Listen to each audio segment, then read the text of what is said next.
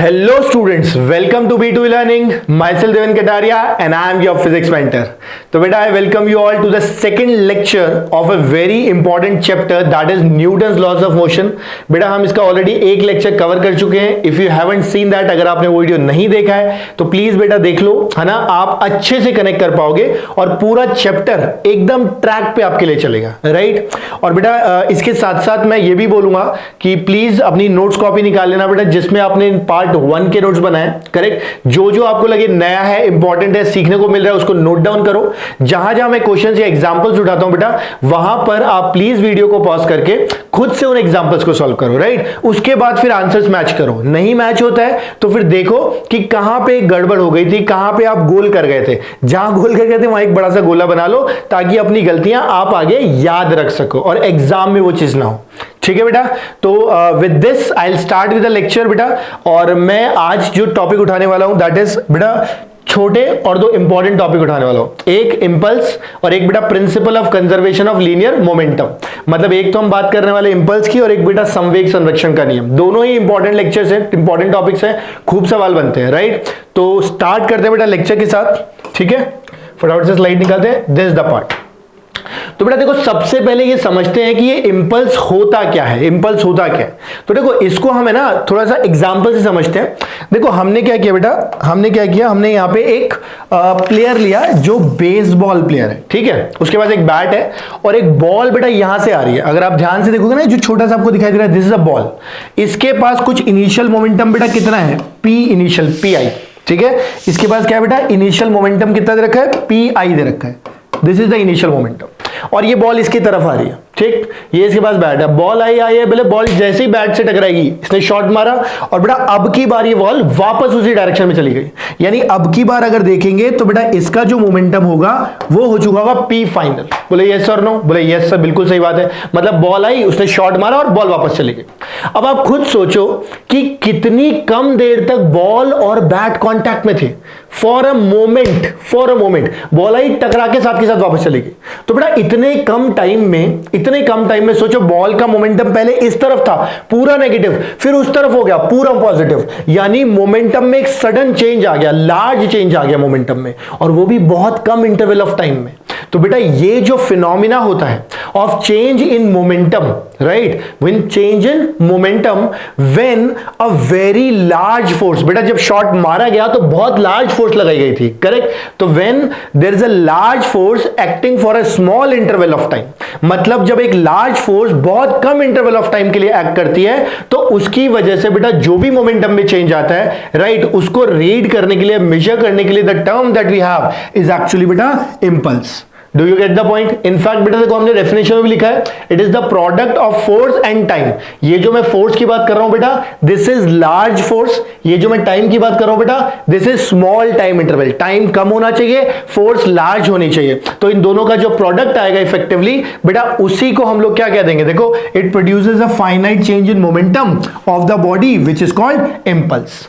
I hope this is clear. तो impulse basically क्या हो गया बेटा, theoretically it is a change in momentum when a large force acts for a small interval of time. हाँ, mathematically अगर बात करें बेटा, तो मैथमेटिकली हमें जो लिखना चाहिए वो लिखना चाहिए जे. क्यों, क्योंकि जे से डिनोट करते हैं बेटा. And this impulse can be written as F, यानी कि फोर्स मल्टीप्लाइड बाय बेटा टाइम. बात समझ आती है. और इसी को आप चाहो तो बेटा क्या लिख सकते हो, ये एफ डॉट टी जब लिख रहे हो ना आप, इसमें बस एक चीज का ध्यान रखना, यहां पर ये जो फोर्स है बेटा ये क्या है, कांस्टेंट है. हाँ, इसी की जगह अगर फोर्स वेरिएबल हो जाती तो क्या होता, कुछ नहीं होता. Simply you will have to use integration. तो आप यहां लिख देते हैं एफ डी टी का इंटीग्रल. अंडरस्टूड बेटा. ये फॉर्मूला कब, जब फोर्स कैसी हो, वेरिएबल हो. I hope this is clear बेटा. तो अगर फोर्स कांस्टेंट है तो आप डायरेक्टली लिख सकते हो एफ इंटू टी. अगर फोर्स वेरिएबल है then you should use integral of what, F D T, यानी फोर्स और टाइम के बेटा मल्टीप्लीकेशन का इंटीग्रेशन, मतलब समाकलन. बोले सर इसमें मोमेंटम कहां लिखा है, मैंने कहा बताता हूं. सेकंड लॉ, क्या एफ बराबर delta p by delta T होता था, बोले यस सर. तो एफ इंटू डेल्टा टी क्या डेल्टा पी होगा, बोले यस सर. तो इसका मतलब ये जो लिखा है बेटा एफ इंटू टी या इंटीग्रल एफ डी टी, ये इफेक्टिवली क्या है, ये इफेक्टिवली बेटा डेल्टा पी है. जहां पे डेल्टा पी का क्या मतलब निकलता है, डेल्टा पी का मतलब निकलता है P final minus p initial. Do you get the point? बोले यस सर। मैं एक बार फिर समराइज करता हूं। इंपल्स क्या होता है? जब लार्ज फोर्स कम टाइम तक लगती है और मोमेंटम में सडन चेंज करती है तो उसे बोलते हैं इंपल्स। मैथमेटिकली इसको आप फोर्स इनटू टाइम बोल सकते हो अगर फोर्स कांस्टेंट है, अगर वेरिएबल है तो integral of F D T बोल सकते हो, और दोनों केसेस में इफेक्टिवली डेल्टा पी बोल सकते हो, यानी कि P final minus p initial. और बेटा यहां से आप रिलेट कर सकते हो, मोमेंटम क्या है? वेक्टर क्वांटिटी, तो इंपल्स भी क्या होगी? Vector quantity. यानी कि यहां से हम कह सकते हैं बेटा कि दिस इंपल्स यानी कि J is effectively a vector quantity. और बेटा इसी के साथ साथ वेक्टर क्वांटिटी के साथ साथ हम ये भी कह सकते हैं कि इसकी जो एसआई यूनिट आएगी बेटा, देखो मोमेंटम के बराबर आएगी, और मोमेंटम कितना होता है बेटा? मास इनटू वेलोसिटी, यानी केजी मीटर पर सेकंड। बोले ओके सर, यहां तक एकदम क्रिस्टल क्लियर है। मैंने कहा बहुत बढ़िया बेटा, अब देखते हैं इसके एग्जांपल्स, है ना। तो एक बार अपने लैंग्वेज में इसको कॉपी कर लो, नोट्स में कॉपी कर लो बेटा, और मैं स्टार्ट करने जा रहा हूं एग्जांपल के साथ। ठीक है, लेट्स गो बेटा। देखो एक हमने एग्जांपल लिया है, इसके अंदर हम ना 2-3 क्वेश्चंस कवर करने वाले हैं। ठीक है, तो थोड़ा ढंग से समझो, और बहुत ही कन्वेंशनल घिसा पिटा सवाल है, ऑलमोस्ट हर किताब, हर मॉड्यूल, हर स्टडी मटेरियल में प्रेजेंट है। ठीक है, तो थोड़ा ध्यान से देखो। क्वेश्चन क्या है? क्वेश्चन बेटा ये दे रखा है अपने को कि अपने पास एक बॉल दे रखी है। बोले ठीक है सर, कोई इशू नहीं है। ये बॉल क्या करती है बेटा? इसका मास है m, ठीक है, और ये क्या करती है बेटा? इस डायरेक्शन में कुछ u स्पीड से चलना शुरू करती है, u मीटर पर सेकंड। ये बॉल गई गई गई, और यहां एक वॉल थी। ये क्या बेटा? अपने पास एक वॉल है, और इस वॉल से टकरा गई। जैसे ही वॉल से टकराई, टकराने के बाद वापस रिबाउंड कर गई। अच्छा, आप पूछोगे सर कितने एंगल पे टकराई? मैं बोलूंगा थीटा पे। बोले वापस कितने पे आई? बोले वो भी थीटा पे। यानी इफेक्टिवली ये बॉल क्या करती है बेटा? टकराने के बाद वापस आ जाती है, और कमाल की बात तो ये है कि इसकी जो वापस आने की स्पीड है वो भी कितनी है? u है। बोले अच्छा सर, मतलब u स्पीड से कम मास की बॉल टकराती है और वापस लौट आती है? मैंने कहा हाँ बेटा, बिल्कुल यही बात है। अब इसमें हमसे देखो क्या पूछता है। हमसे इसमें पूछा गया कि जब बॉल टकरा रही है, टाइम ऑफ कांटेक्ट अगर कितना है? स्मॉल t, तो आप सबसे पहले force applied by wall on ball निकालो। बोले क्या? Force applied by wall on ball, मतलब फोर्स। इंपल्स का तो नाम ही नहीं लिया। मैंने कहा कोई बात नहीं, क्या दिक्कत है, वो भी मैं निकाल सकता हूं। तो देखो आप ध्यान से अगर देखोगे बेटा, ध्यान से अगर देखोगे तो जो फोर्स है उसका बेसिक फॉर्मूला क्या delta p by delta T था? बोले हाँ सर, ये तो आपने लास्ट लेक्चर में पढ़ाया था, Newton second law of motion. मैंने कहा बिल्कुल ठीक है बेटा बात। अब देखो सुनते जाओ अच्छे से। जो डेल्टा पी है वो चेंज इन मोमेंटम है। बोले यस सर। तो चेंज इन मोमेंटम के लिए पहले मोमेंटम दिखाएं तो सही कि इनिशियल कितना और फाइनल कितना। बोले क्यों सर? क्योंकि बेटा जो ये डेल्टा पी लिखते हो ये इफेक्टिवली क्या है? P final minus p initial upon T है ना।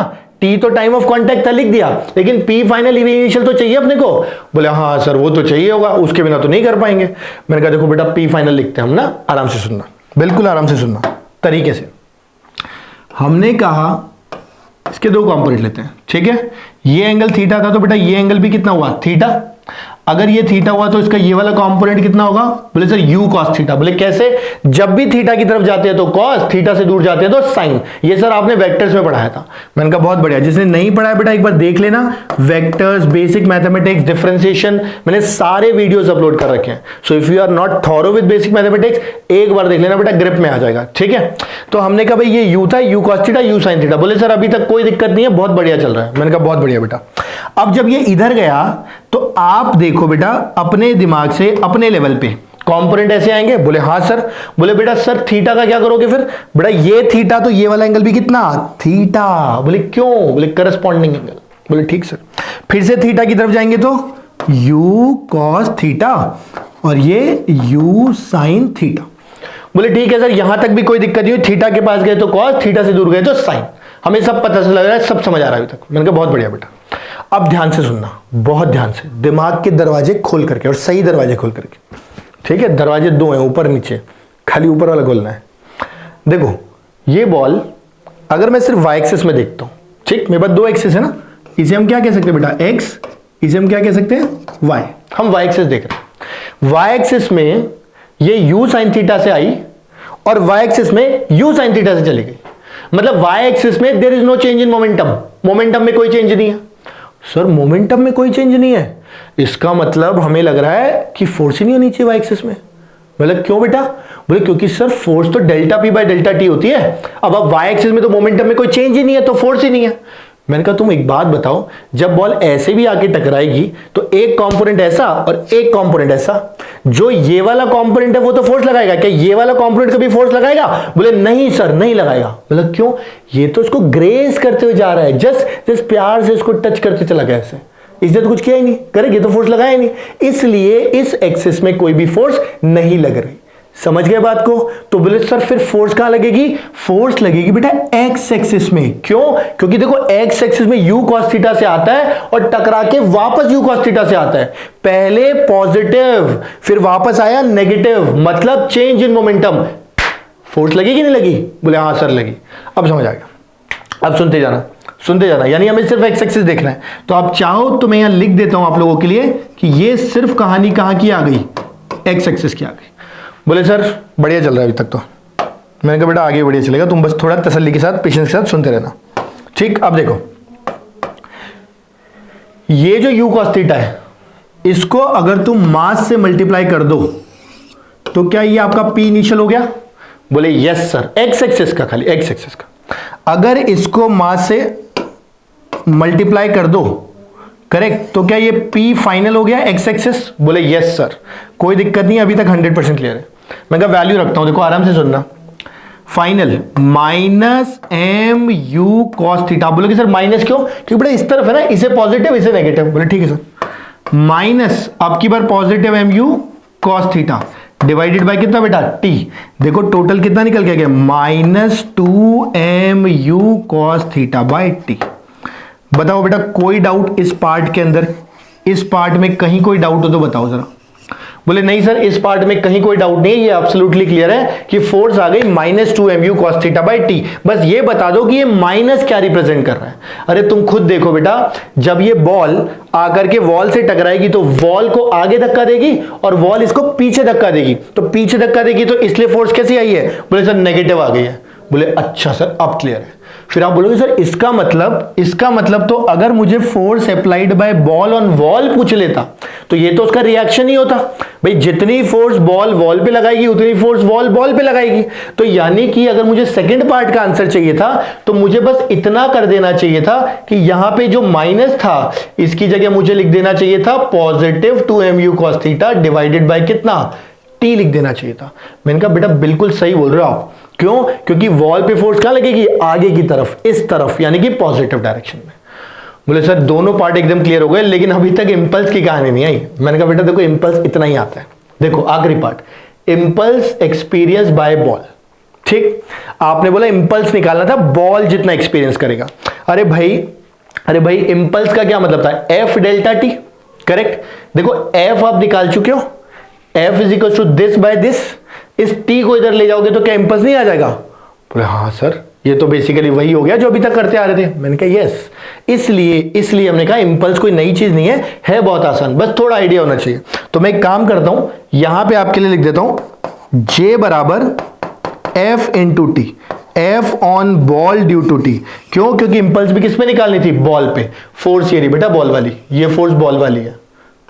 ठीक है, कोई दिक्कत? अगर वॉल पे इंपल्स पूछेगा तो वॉल की फोर्स लिख देंगे।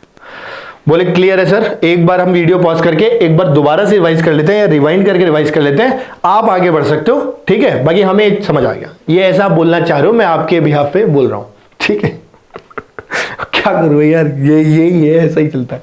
ठीक है, तो I hope this is clear. तो आप वीडियो पॉज कर लेना, मैं थोड़ा स्पेस देता हूं आपको यहां पे खड़े होके। अब आप वीडियो पॉज करो, आराम से कॉपी करो, और बेटा मैं चलने जा रहा हूं अगले एग्जाम्पल पे इंपल्स के। Right, let's start. बेटा ये वाला क्वेश्चन ना मुझे बड़ा अच्छा लगता है ना, बिकॉज इसमें थोड़ा सा दिमाग लगाना पड़ता है ना, तो थोड़ा ध्यान से सुनना। बेटा जहां तक हम बात करते हैं ग्राफ्स की, ठीक, ये हमारे पास बेटा एक तरफ है x, देखो पोजीशन, ठीक है, पोजीशन मतलब x, और बेटा दूसरी तरफ अपने पास क्या है? टाइम का मतलब कितना? t, यानी x एक्सिस पे हमने क्या बोला? t दे रखा है। कोई डाउट? बोले नहीं सर। इसके अलावा ये डेटा मैं आपको दे देता हूं बेटा, है ना। ये दे रखा है टाइम 5 सेकेंड्स और ये दे रखा है बेटा 10 सेकेंड्स। इसके अलावा बेटा पोजीशन की अगर बात करें तो पोजीशन है 20 मीटर्स। ठीक है, और आपसे ये पूछा गया कि find impulse acting at 4 seconds. 4 second है ना, डेटा करेक्ट करते हैं बेटा, इसको लिखते हैं 4 सेकेंड्स। ठीक, 4 सेकेंड्स। अब ध्यान से सुनना बेटा, ठीक है, मतलब 4 सेकंड पे अपने को क्या चाहिए, इंपल्स चाहिए, और हमें दे क्या रखा है, पोजीशन टाइम ग्राफ। देखो जब भी क्वेश्चन आए ना, सबसे पहले ये लिखो कि निकालना क्या है, हमको निकालना क्या है, फिर आगे सोचो। पहले से अगर सोल्यूशन सोचने की कोशिश करोगे बेटा, कहीं भी नहीं पहुंचोगे, वहीं पे घूमते रहोगे लूप के अंदर, ठीक है। तो एज ए स्टूडेंट मैं बता रहा हूं, जब भी आपको कुछ बेटा क्वेश्चन को सॉल्व करना है, सबसे पहले आप लिख लो कि निकालना क्या है, गिवन क्या है, राइट। तो देखो देखते हैं जरा, कहने का मतलब अगर यहां पे ध्यान से देखेंगे बेटा, हमें चाहिए था इंपल्स, बोले ठीक है। इंपल्स का जो बेटा अपने पास फॉर्मूला था वो कितना था, डेल्टा पी, बोले ठीक है सर कोई दिक्कत नहीं है। और बेटा डेल्टा पी को हम लिख सकते थे P final minus p initial, बोले कोई दिक्कत नहीं है। पी फाइनल को हम लिख सकते थे एम इंटू वी फाइनल, बेटा माइनस वी इनिशियल कर दूं एम कॉमन लेके, बोले हाँ सर, क्योंकि पी इनिशियल को आप लिख सकते हो M into V initial, M बाहर निकाल दोगे, V final minus V initial. अभी तक हमें कोई दिक्कत नहीं है, हमें ये निकालना था, ये M into V final minus V initial. तो अब आपका क्वेश्चन इंपल्स निकालना नहीं रह गया है, अब आपका क्वेश्चन रह गया है कि वेलोसिटी कैसे निकाले, वी कैसे निकाले। यहां पे वी क्या है, स्पीड या वेलोसिटी, बोले ठीक है सर, ये है मतलब सवाल अपना। और आपको दे रखा है पोजीशन टाइम। अब जैसे ही आप ये सोचोगे कि मेरे को तो वेलोसिटी निकालनी है और पोजीशन टाइम ग्राफ दे रखा है, तो आपके दिमाग में घंटियां बजने लगेंगी। बोले सर कौन सी घंटियां बजने लगेगी, आपके दिमाग में घंटी बजेगी कि भाई पोजीशन टाइम ग्राफ का स्लोप ही तो वेलोसिटी होता है। बोले क्या, बोले velocity is given as slope, slope of what, slope of position time graph. बोले ओ हो सर, ये तो याद आ गया हमको, ये तो समझ भी आ रहा है हमको, अब तो हम खुद ही कर लेंगे। मैंने कहा तो कर लो, क्या दिक्कत है भाई, स्लोप निकालना कौन सा रॉकेट साइंस है, स्लोप का मतलब क्या होता है, परपेंडिकुलर बाय बेस। लेकिन ये तो सुन लो कि स्लोप निकालना कहां है। बोले हाँ सर, ये सुना दो एक बार। अरे भाई 4 सेकंड पे इंपल्स चाहिए था, अरे बोलो भाई, हाँ सर चाहिए था, 4 सेकंड पे इंपल्स चाहिए था। तो 4 सेकंड पे अगर इंपल्स चाहिए तो डेल्टा पी 4 सेकंड पे निकालना पड़ेगा ना। बोले हाँ सर, मतलब 4 के जस्ट बाद और 4 के जस्ट पहले। बोले सर फिर बताओ। मैंने कहा बेटा 4 सेकंड पे इंपल्स चाहिए था ना, तो 4 सेकंड के जस्ट बाद होता है फाइनल और 4 सेकंड के जस्ट पहले होता है इनिशियल। मतलब जस्ट बाद मतलब ये लाइन का स्लोप और जस्ट पहले मतलब ये लाइन का स्लोप। बोला अच्छा सर, ये भी ध्यान रखना पड़ेगा। मैंने कहा हाँ बेटा, ऐसे ही थोड़ी है ना, इतना भी हलवा नहीं है जितना तुम सोच रहे हो। तो देखो अब यहां से अगर मैं फाइनल का स्लोप देखूं तो स्लोप क्या होता है बेटा, परपेंडिकुलर बाय बेस, ठीक है। परपेंडिकुलर अपने पास कितना है, फाइनल का बता रहा हूं 20, और बेटा देखो बेस अपने पास कितना दे रखा है, 4 से लेकर के 6 सेकंड तक, मतलब ये दे रखा है ना, ये टोटल कितना है, 6 दे रखा है, तो 20/6। और बेटा जहां तक साइन की बात करेंगे, ये क्या आएगा, नेगेटिव। ये बिल्कुल दिमाग में बिठा लेना कि जब भी कोई लाइन ऐसे होती है तो इस लाइन का जो स्लोप होता है बेटा, ये क्या होता है, पॉजिटिव। ये कितना होता है, इन्फिनिटी, ठीक है। इसको ऐसे करोगे तो दिक्कत आएगी ना, तकलीफ आ रही है, देखो ऐसे करने बहुत तकलीफ आती है, नेगेटिव, करेक्ट। और ऐसे होगा तो जीरो स्लोप, याद रखा करो, zero slope, positive, infinity, negative, समझिए बात को। तो ये वाला देखो ऐसे लाइन बन रही है, ऐसे ऐसे, मतलब अरे ऐसे, तो ये क्या हो जाएगा, नेगेटिव हो जाएगा, ठीक। इसके बाद बेटा माइनस ऑफ वी इनिशियल, देखो कितना है, इनिशियल का परपेंडिकुलर तो सेम ही आएगा, कितना आएगा भाई, 20 आएगा। और बेटा बेस अब की बार कितना आ जाएगा, 4 सेकेंड्स, करेक्ट। मास की वैल्यू अपने को दे रखी होगी, यहां लिख लेते हैं, मास कितना है, 2 kg। तो बेटा यहां पे m को हटाते हैं और यहां पे डालते हैं 2 kg। क्लियर।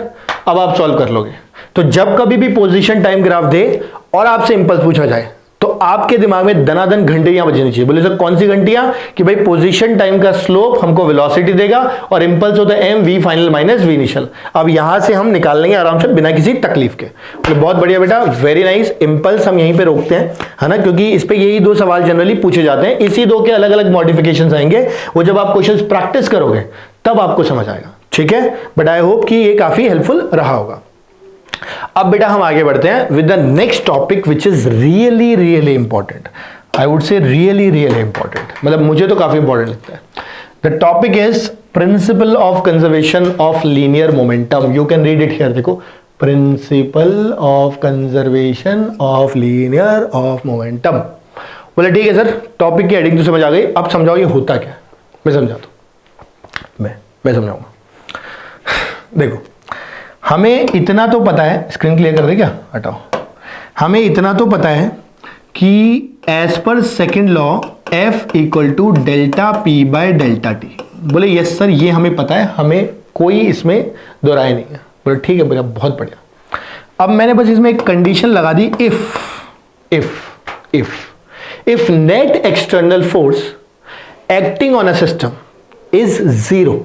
मैं क्या कह रहा हूं, अगर किसी सिस्टम पे जो नेट एक्सटर्नल फोर्स लग रही है अगर वो जीरो हो जाए, क्या चीज बेटा, net external force acting on a system is zero, then आप खुद देखो delta p by delta t zero, इसका मतलब डेल्टा पी जीरो, इसका मतलब क्या p final minus p initial zero.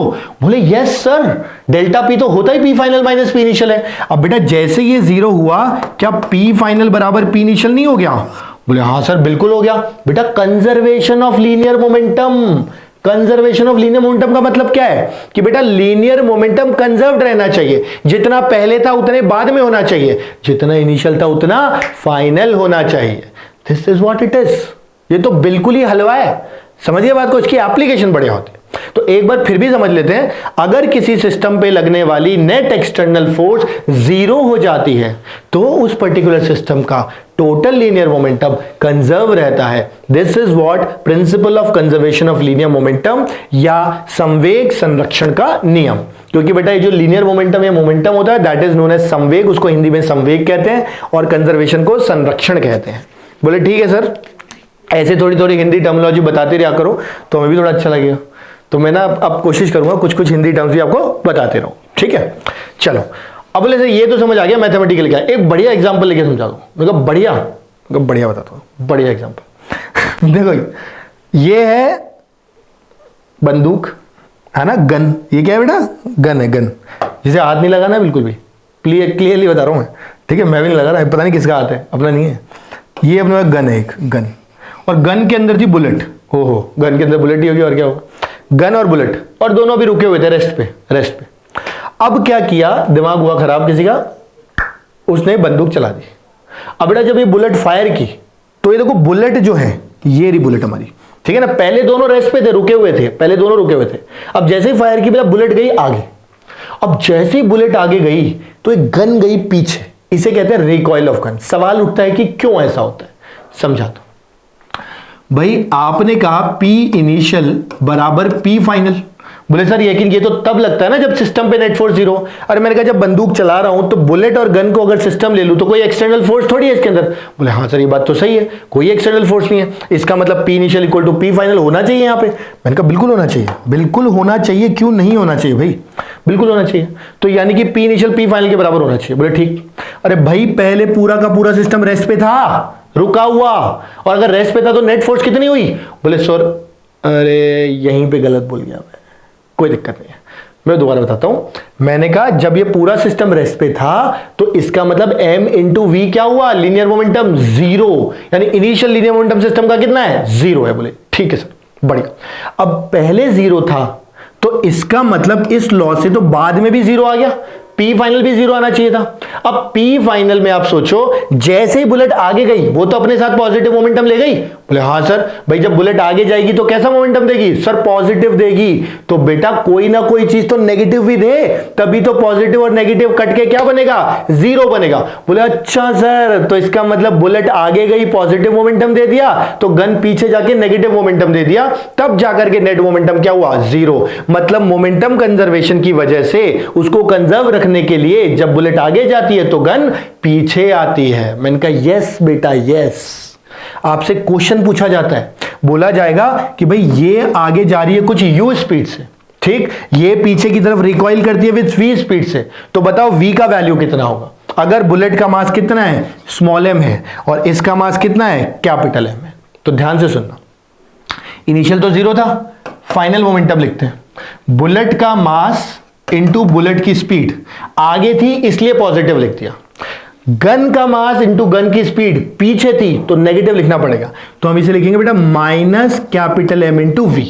बेटा ऑटोमेटिकली देखो यहां से v का वैल्यू कितना आ जाएगा, mu बाय कैपिटल M। ये क्वेश्चन की तरह आता है, समझे बात को, ये क्वेश्चन की तरह आता है कि एक बुलेट अगर u से आगे जाती है तो बताओ गन कितने से पीछे जाएगी। तो स्ट्रेट अवे आपका आंसर क्या होना चाहिए बेटा, mu बाय कैपिटल M। इसे कहते हैं recoil speed of the gun. बोले ठीक है सर, कोई दिक्कत नहीं है। और बेटा ये जो बुलेट की स्पीड है ना, देखो बहुत काम की चीज बोलने जा रहा हूं, आप चाहो तो ब्रेक देता हूं, ब्रेक अब सुनो, बहुत काम की चीज बोलने जा रहा हूं कि बेटा ये जो u है, ये जो u है, ये जो u है, ये बेटा विद रिस्पेक्ट टू ग्राउंड है। बेटा ये जो कंजर्वेशन ऑफ मोमेंटम लगा रहे हो ना, ये हमेशा किसके रिस्पेक्ट में लगता है? With respect to ground. ये बात आप भूले और आपको मिलेंगे तोहफे में -5 नंबर। बहुत बार होती है गलती। कभी कभी ये बुलेट बोलता है नहीं स्पीड क्या है, ग्राउंड के रिस्पेक्ट में नहीं है, ये गन के रिस्पेक्ट में थी।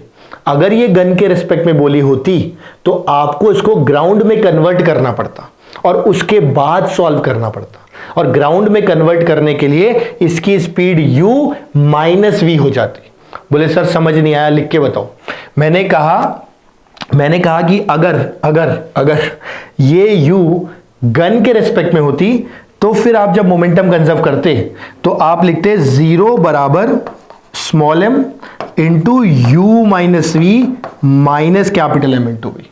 समझे? और इसे सॉल्व करके आंसर निकालते। ये तब है जब u with respect to gun है। ये भी मैंने आपको बता दिया, ऑल्दो ये थोड़ा सा ट्रिकी है, बट अगर आप थोड़ा दिमाग से समझोगे तो बेटा समझ आ जाएगा। करेक्ट। सो विद दिस हम इस एग्जांपल को रैप अप करते हैं और अब हम थोड़े से न्यूमेरिकल उठाते हैं, 2 से 3, फिर आज के लेक्चर को खत्म कर देंगे। एक साथ मैं बहुत ज्यादा नहीं खींचूंगा, मैं इतना खींचूंगा जितना आपका ब्रेन एब्जॉर्ब कर सकता है। ठीक है, तो आप एक बार इसको कॉपी कर लो और मीनवाइल हम अगली स्लाइड पे मूव करते हैं। ठीक है बेटा, आप सोचोगे सर किधर गए थे? कहीं नहीं गए थे, एक गर्मी लग रही थी, एसी चालू करने गया था। देखो चलो अगला एग्जांपल। अब देखो बिल्कुल कॉमन से 2-3 सवाल उठाते हैं। पहले आप वीडियो पॉज करके ट्राई करना और फिर, है ना, मैं पहले क्वेश्चन समझाता हूं। मैं बात करने जा रहा हूं बेटा कोलिजन ऑफ ब्लॉक्स की। ये बहुत ही कॉमन सवाल है, ढंग से समझना। अपने पास बेटा एक ब्लॉक दे रखा है, ठीक, इसका मास अपन कहते हैं 20 kg है। एक ब्लॉक दे रखा है, इसका मास कितना है? 10 kg। बेटा इसका स्पीड कितना है? लेट से 10 मीटर पर सेकेंड। बेटा इसका स्पीड इस तरफ कितना है? 5 मीटर पर सेकेंड। ठीक है, और अब क्या करते हैं, दोनों टकरा जाते हैं। अरे आप खुद सोचो, एक इधर आ रहा है और एक इधर जा रहा है। जब ऑपोजिट जा रहे हैं, डायरेक्ट जा रहे हैं, तो एक बार तो टकराएंगे। अब टकराने के बाद ये एक दूसरे से चिपक जाते हैं। बड़े इन दोनों में बहुत प्यार है, समझ रहे हो, इन दोनों में बहुत प्यार है। तो जैसे ही टकराते, मोहब्बत है इनमें, तो ये टकराते एक दूसरे से स्टिक कर जाते हैं। अब जैसे स्टिक किया उसके बाद इनको अलग नहीं कर सकते, ये साथ साथ चलने लग जाते हैं। अब आपसे बस ये पूछा जाएगा कि भाई जब ये साथ साथ चले तो कितनी स्पीड से चले, कितनी स्पीड से। बोले अच्छा ये बात हो गई। बोला ये बात हो। बोले सर ये बहुत हल्का सवाल दे दिया आपने हमको, हम 10 सेकंड में कर देंगे। मैं कहा तुम 30 सेकंड ले लो, ठीक, आंसर निकालो फटाफट से। मुझे पता है सही आएगा, लेकिन निकाल दो आंसर, तुम्हारा कॉन्फिडेंस भी बढ़ेगा और मुझे भी अच्छा लगेगा। बोले ठीक है सर, ठीक, आप अपना टाइम लो, वीडियो पॉज करके मैं आगे सोल्यूशन बता रहा हूँ, फिर मैच कर रहा हूँ। देखो बेटा मैं तो क्या करता हूं, मुझे एक बात समझ आ रही है, एक बात बहुत अच्छे से समझ आ रही है। बोले एक बात कौन सी समझ आ रही है सर? ये कि अगर इन दोनों को मैंने एक सिस्टम ले लिया तो जब ये टकराए तो जो कुछ भी हुआ वो इनके अंदर का मामला था, इनके आंतरिक मामला था। इसके अंदर कोई भी बाहर से फोर्स नहीं लगी, इन्होंने आपस में लड़ा के जो करना था कर लिया। बोले ठीक है सर। तो मतलब अगर ये एक सिंगल सिस्टम है तो कोई एक्सटर्नल फोर्स मुझे तो नहीं दिखाई दे रही, अलोंग एक्स एक्सिस। बोले ठीक है सर, आपको नहीं दिखाई दे रही, हमें भी नहीं दिखाई दे रही। उनका बहुत बढ़िया। अब अगर फोर्स नहीं दिखाई दे रही तो क्या कंजर्व रहेगा? बोलो आपके दिमाग में कौन सी घंटी बजी? मुझे पता है कौन सी घंटी बजी, P initial equal to P final वाली ना, सही बजी। तो मतलब ये कि पी इनिशियल बराबर कितना? P final. अब देखो पी इनिशियल बराबर पी फाइनल हो गया। बोले ठीक है सर, पी इनिशियल लिखते हैं पहले। पी इनिशियल में देखो 20 इंटू 10 पॉजिटिव क्योंकि आगे जा रहा था, 10 इंटू 5 नेगेटिव क्योंकि मोमेंटम मास इंटू वेलोसिटी तो होता है, तो मास इंटू वेलोसिटी, पीछे आ रहा था तो नेगेटिव, तो -10 into 5 equal to P final. अब तो दोनों एक ही हो गए। कितना टोटल मास हो गया? बोले सर 30 हो गया, 30। बोले ठीक, और वेलोसिटी कितनी है बेटा? v। लिख देते हैं यहाँ से v। बेटा यहाँ से क्या डायरेक्टली हमारे पास v का वैल्यू निकल के आ जाएगा? बोले यस, हम निकाल लेंगे सर, आप टेंशन मत लो, आप आगे बढ़ सकते हो। तो बेटा दिस इज हाउ। अब जैसे मैंने एक एग्जांपल लिया, कभी बोलेगा दोनों सेम डायरेक्शन में जा रहे हैं, कभी बोलेगा दोनों इधर जा रहे हैं, कभी फलाना कर रहे हैं, कभी ढिमका कर रहे हैं। अरे करने दो, आप तो दोनों को एक सिंगल सिस्टम लिया करो और उसके बाद मोमेंटम को कंजर्व कर दिया करो, सवाल वहीं ढेर हो जाएगा बेटा। बोले ठीक है सर, ये क्रिस्टल क्लियर है, आगे बढ़ सकते हैं। 1-2 एग्जाम्पल और ले लो, बढ़िया। मैं लेता हूँ, देखो बढ़िया एग्जाम्पल लेता हूँ। अब बेटा जो मैं एग्जांपल ले रहा हूँ ना, ये काफ़ी इंपॉर्टेंट और कन्वेंशनल है एंड इफेक्टिवली आई थिंक इस लेक्चर के, आज के लेक्चर का ऑलमोस्ट लास्ट टॉपिक है, तो थोड़ा ढंग से समझना। ये क्वेश्चन थोड़ा सा ठीक है, थोड़ा सा ठीक है। देखो हम क्या करते हैं बेटा, हम एक बॉडी लेते हैं, ठीक, एक बॉडी लेते हैं। कितने किलो की लेते हैं? बोले सर 20 kg भारी बॉडी बेटा, 20 किलो की, 20 किलो। अभी ऐसे कैसे रखी हुई थी? बोले ठीक है, रखे रहने, हमारा क्या जा रहा है, ठीक, नो इश्यूज नो इश्यूज। ये रखी हुई थी, अंदर से पता नहीं क्या हुआ, इसके अंदर विस्फोट हो गया, एक्सप्लोजन, बम फूट गया। अभी जब इसमें एक्सप्लोजन हुआ बेटा, तो इसके 3 टुकड़े हुए, 3। और देखो कैसे कैसे जा रहे हैं, बता रहा हूं कैसे कैसे जा रहा हूं। एक टुकड़ा तो बेटा इधर गया, एक टुकड़ा इधर गया, और बोले कितने किलो का गया? बोले सर 5 किलो का, यानी 5 kg का एक टुकड़ा इधर चला गया। और कितना स्पीड से चला गया वो भी दे रखा है, 10 मीटर पर सेकेंड, 10 मीटर पर सेकेंड से 5 किलोग्राम का एक टुकड़ा इधर गया। उसी तरह से बेटा एक छोटा टुकड़ा वापस 5 किलोग्राम का इस तरफ चला गया, और ये कितने से गया? ये 20 मीटर पर सेकेंड से गया, बहुत तेज गया। अब आपको बस ये बताना है कि जो तीसरा टुकड़ा होगा, भाई 20 किलो का है, 5-5 किलो चले गए, कितने बच गए? 10 किलो बच गया ना, इतना बेसिक्स तो आता ही हमको। तो 10 किलो का जो तीसरा टुकड़ा था वो किस डायरेक्शन में जाएगा, कितनी स्पीड से जाएगा, क्या उसका वेलोसिटी होगा, क्या उसका मोमेंटम होगा, वो सब हमें पता करना है, ज्ञात करना है। बोले सर हम निकाल के देंगे आपको आंसर। बोले ठीक है बेटा, तुम पहले अपने लेवल पे ट्राई कर लो, उसके बाद मैं बताऊंगा। और मैं तो मतलब बता ही रहा हूं वीडियो में, आप वीडियो पॉज करके पहले ट्राई कर लो, फिर वापस ज्वाइन करना इसको, फिर स्टार्ट करना, रिज्यूम करना। बोले ठीक है सर। देखो बेटा मैं क्या करता हूं, मुझे जो लगता है पर्सनली वो ये कि भाई जो इसका आखिरी टुकड़ा होगा वो मुझे नहीं पता एग्जैक्टली कहां जाएगा, वो यहां कहीं रहेगा शायद करेक्ट, क्योंकि ये दोनों इधर कहीं जा रहे हैं, तो इधर जा रहे हैं तो इनका नेट रिजल्टेंट यहां कहीं जा रहा है, तो तीसरे टुकड़े को उल्टे में जाना पड़ेगा ना, मोमेंटम कंजर्वेशन। बोले हाँ सर, कुछ समझ आ रहा है। अरे आप खुद सोचो, अगर इसका और इसका रिजल्टेंट लूंगा तो इधर कहीं आएगा, एग्जैक्ट तो नहीं पता पर इधर कहीं आएगा, तो इधर कहीं आ गया मोमेंटम, तो इसको कैंसिल करने के लिए इधर लेना पड़ेगा। क्यों? क्योंकि पहले रेस्ट पे था। अरे पहले रेस्ट पे था तो इनिशियल मोमेंटम 0 था, इनिशियल मोमेंटम 0 था तो फाइनल मोमेंटम भी 0 होगा। अब उसे 0 करने के लिए क्या करना पड़ेगा? उसको जितना रिजल्टेंट 2 की वजह से आया, तीसरा उसको अपोज करे ताकि नेट 0 हो जाए, एक दूसरे को कैंसिल करके। बोले सर हमें समझ आ रहा है, आप क्यों परेशान हो रहे हो? मैंने कहा ठीक है, नहीं हो रहा, ये बात हो गई ना आज, अब नहीं हो रहा। देखो तो अब मुझे नहीं पता इसकी स्पीड कितनी है, मैंने मान ली Vx इस तरफ, ठीक, मेरे को इतना लॉजिक से समझ आ रहा है कि Vx इस तरफ होनी ही पड़ेगी, इसलिए मैंने इधर मान लिया। आप चाहो तो आगे भी ले सकते हो, आंसर अपने आप नेगेटिव आ जाएगा। और एक कॉम्पोनेंट आएगा बेटा नीचे की तरफ, इसको मैं यहां लिख देता हूं Vy। बोले ठीक है सर, यहां तक कोई दिक्कत नहीं है। मैंने कहा बहुत बढ़िया बेटा, है ना, Vx और Vy हो गया। अब देखो जरा, जब आप मोमेंटम कंजर्वेशन की बात करते हो बेटा, तो मोमेंटम कंजर्वेशन तो एक वेक्टर क्वांटिटी है मोमेंटम, तो एक्स एक्सिस में भी कंजर्व होना चाहिए, वाई एक्सिस में भी। अभी जब आपने कोलिजन लिया या गन और बुलेट का एग्जांपल लिया तो वो 1D में हो रहा था, एक्स एक्सिस में, इसलिए सिर्फ एक्स एक्सिस में करना पड़ा। बट यहां जब एक्सप्लोजन हो रहा है बेटा, तो ये तो एक्स और वाई दोनों एक्सिस में हो रहा है, ये तो प्लेन में रखा हुआ है, किसी टेबल पे बम रखा होता तब एक्सप्लोड किया, तो मतलब ये तो एक्स और वाई एक्सिस में हो रहा है। तो इस हिसाब से जब मोमेंटम कंजर्व करोगे तो px initial equal to px final भी करना पड़ेगा, और py initial equal to py final भी करना पड़ेगा। बोले हाँ सर बात तो सही कह रहे हो आप, तो एक काम करो, करते हैं। मैंने कहा px इनिशियल, 3 बॉडी है अपने पास, देखो 1 2 और 3, और इनिशियली तो पता ही था, इनिशियली तो 0 ही था क्योंकि रुका हुआ था। अब देखते हैं फाइनली बेटा ये जो 1 है ये तो इधर जा रही है, एक्स एक्सिस में कुछ है ही नहीं इसके पास, तो 1 की वजह से 0 प्लस इसकी वजह से ये एक्स एक्सिस में जा रहा था पॉजिटिव, तो पॉजिटिव था तो 5 किलो मल्टीप्लाइड बाय कितना स्पीड था इसका, 20 मीटर पर सेकेंड था। बोले ठीक है सर, ये जो था ये कितना किलो बच गया था, 10 किलो, और बेटा एक्स एक्सिस में पीछे आ रहा है, इसका मतलब यहां लिखना पड़ेगा माइनस Vx इंटू कितना 10। बेटा इसको सॉल्व करके आप क्या निकाल लोगे, Vx।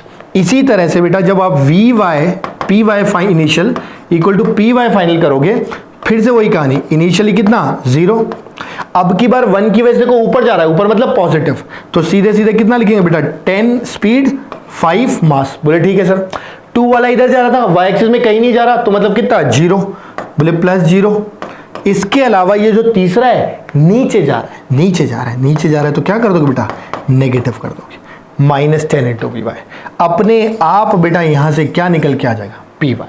तो इफेक्टिवली जब देखेंगे बेटा तो यहां से पी एक्स पता लग गया, यहां से पी वाई पता लग गया, इनफैक्ट यहां से वी एक्स पता लग गया, यहां से वी वाई पता लग गया।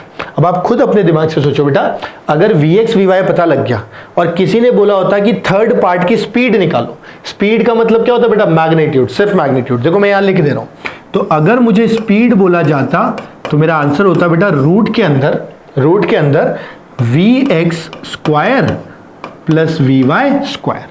बोले हाँ सर हमको समझ आ रहा है, मैग्नीट्यूड बता रहा था। कोई बोलता नहीं वेलोसिटी चाहिए, वेलोसिटी, तो वेलोसिटी के लिए आप क्या लिखते हैं, V X minus I cap, V Y minus J cap. आप चाहो तो मैं यहां लिख देता हूं, वेलोसिटी अगर चाहिए होता बेटा तो वेलोसिटी को हम लिखते हैं minus V X I cap minus V Y J cap. क्यों, क्योंकि ये माइनस आई कैप है, माइनस एक्स एक्सिस में, ये नीचे जा रहा है माइनस वाई एक्सिस, तो माइनस जे कैप। बोले ठीक है सर यहां तक भी समझ आ गया। इसके अलावा अगर मुझे बोलता कि नेट मोमेंटम बताओ, इसी को बेटा 10 kg से मल्टीप्लाई करता, वेलोसिटी इनटू मास क्या होता है, बोले मोमेंटम होता है, यहां भी कोई दिक्कत नहीं है। इसके अलावा आखिर में अगर मुझसे पूछ लेता तो डायरेक्शन पूछ सकता था, तो बेटा डायरेक्शन का मतलब है ये एंगल थीटा। अब ये बहुत आसान है, tan theta perpendicular by base, तो टेन थीटा में ये परपेंडिकुलर ये बेस, यानी V Y by V X. तो आप चाहो तो मैं यहां लिख देता हूं टेन थीटा इज बेटा V Y by V X. तो दिस इज हाउ आपसे बेटा 4-5 सवाल पूछ सकता है। आपसे थर्ड पार्ट की स्पीड पूछ लेगा, वेलोसिटी पूछ लेगा, मोमेंटम पूछ लेगा, डायरेक्शन पूछ लेगा। और अच्छी बात यह है कि आप सारे के सारे पार्ट्स का आंसर बहुत आराम से इजीली निकाल लोगे। Do you get my point? तो बेटा इसी के साथ हम लोग ना लेक्चर खत्म करते हैं, करेक्ट, कंप्लीट करते हैं। और अगली क्लास में जब हम मिलेंगे तो हम बहुत ही ज्यादा इंपॉर्टेंट लेक्चर लेके आएंगे, बहुत ज्यादा इंपॉर्टेंट पार्ट लेके आएंगे। करेक्ट, क्या पार्ट लेकर के आएंगे बेटा? अगली क्लास में मैं आपके लिए लेके आऊंगा फ्री बॉडी डायग्राम, जो कि कोर है पूरे फिजिक्स का।